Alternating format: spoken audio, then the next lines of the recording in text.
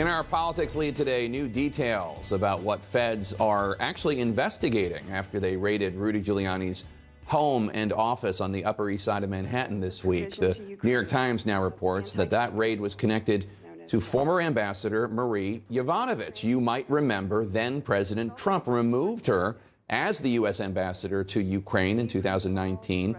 And as she testified in the impeachment inquiry, Trump was on Twitter attacking her at that very moment, according to the New York Times. In the midst of a Giuliani and a bunch of shady characters trying to dig up dirt on the Bidens, Giuliani wanted her fired. But at whose direction? Former President Trump? Ukrainian officials? Was Giuliani trying to play both sides? The feds are going to great lengths to answer that key question, as CNN's Jessica Schneider now reports. New details about the investigation into Rudy Giuliani and what exactly investigators are searching for.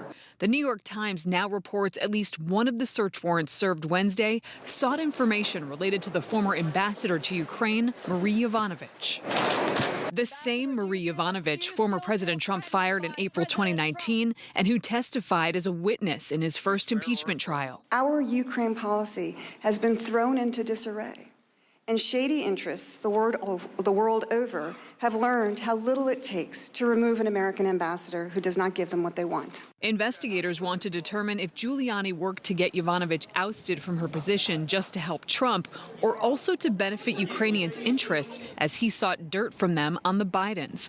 It's all part of the long-running criminal investigation into Giuliani and an inquiry into whether he worked as an unregistered foreign agent for Ukraine, while also serving as President Trump's personal attorney. Federal agents served a search warrant on his apartment and office Wednesday, seizing several electronic devices. Well, about 6 o'clock in the morning, there was a big bang, bang, bang on the door, and outside were seven FBI agents with a warrant for electronics. I've offered to give these to the government and talk it over with the government for 2 years. I don't know why they have to do this. The agents seemed somewhat apologetic, I might say. Giuliani insists he has never acted as a foreign agent. I have never represented a Ukrainian national or official before the United States government. I've declined it several times. I've had contracts in countries like Ukraine. In the contract is a clause that says I will not engage in lobbying or foreign representation. I don't do it because I felt it would be too compromising. Giuliani was a prominent figure on the 2020 campaign trail for Trump and repeatedly floated false information about the Bidens' ties to Ukraine. The amount of crimes that Democrats committed in Ukraine are astounding. And when you say investigate and call Hunter Biden, I mean, Joe Biden was the guy who did the bribe, and Joe Biden was the guy who took the bribe in order to protect Burisma.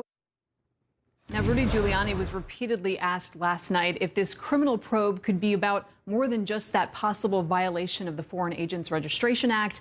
Giuliani, though, says he has not been told anything about the investigation by the feds. And meanwhile, Jake, federal officials, they're really anticipating here a long legal fight over what's contained inside those electronic devices that were seized, because no doubt Giuliani's attorneys will be arguing that a lot of it in there is really subject to attorney-client privilege. Right, as Michael Cohen's attorneys argued before him.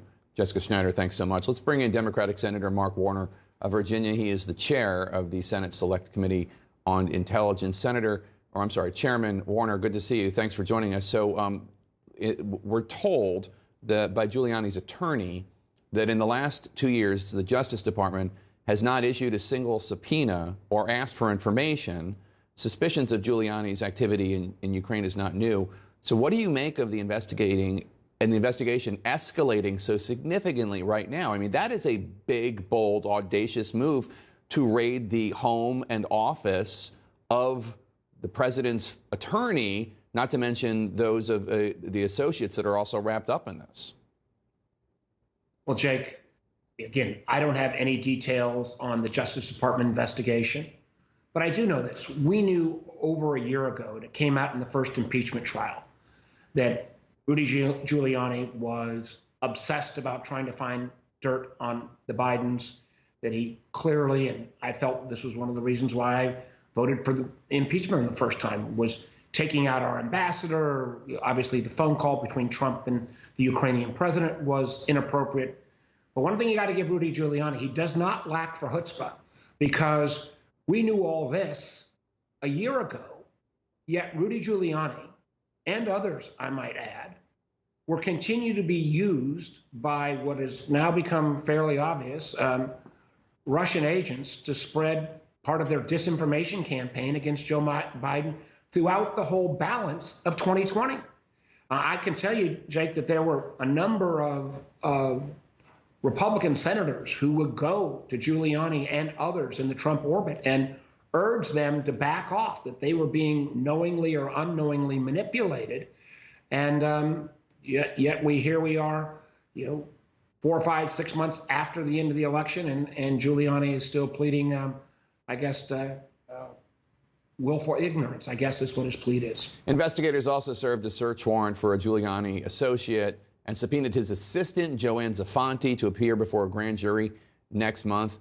Does this all seem to you to be in line with an investigation for someone who merely did not register as a foreign lobbyist, which has in the past been regarded almost like a bureaucratic paperwork crime?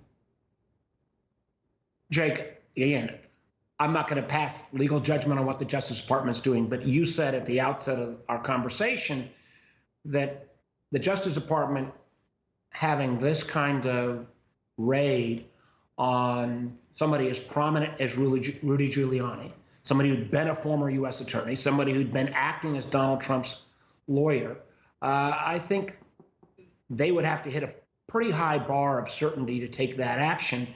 And again, it's already in the public record what happened in terms of his involvement with the Ukrainian ambassador. What I find, again, a bit remarkable in my mind is that even with that forewarning, he continued to spread misinformation, disinformation, and has been fairly evident by lots of public reporting.